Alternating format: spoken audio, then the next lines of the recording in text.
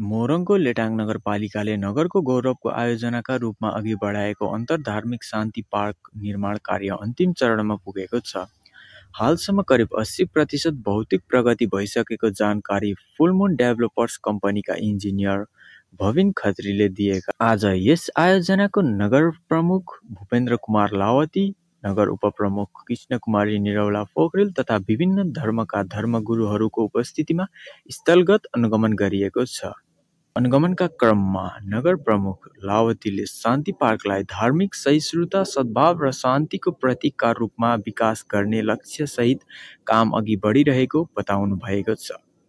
कुल 6 करोड 8 लाख रुपियाँ लागत अनुमान गरिएको यस परियोजना सङ्घ सरकार र लेटाङ नगरपालिकाको लागत साझेदारी। मोरङको लेटाङ नगरपालिका वडा नम्बर 1 राजारानी पोखरी परिसर नजिकै करिब 6 कट्ठा क्षेत्रफलमा निर्माण भइरहेको यो 4 तले शान्ति पार्क फुलमुन डेभलपर्स कम्पनीले ठेक्का लिई निर्माण गरिरहेको छ।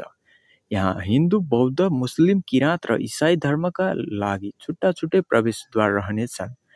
आगामी वर्ष 2083 सालको वैशाखभित्र निर्माण कार्य सम्पन्न गर्ने लक्ष्य लिएको यस शान्ति पार्कले धार्मिक पर्यटन प्रवर्धन गर्नुका साथै लेटाङ नगरपालिकाको पहिचानलाई राष्ट्रिय स्तरमा विस्तार गर्ने अपेक्षा गरी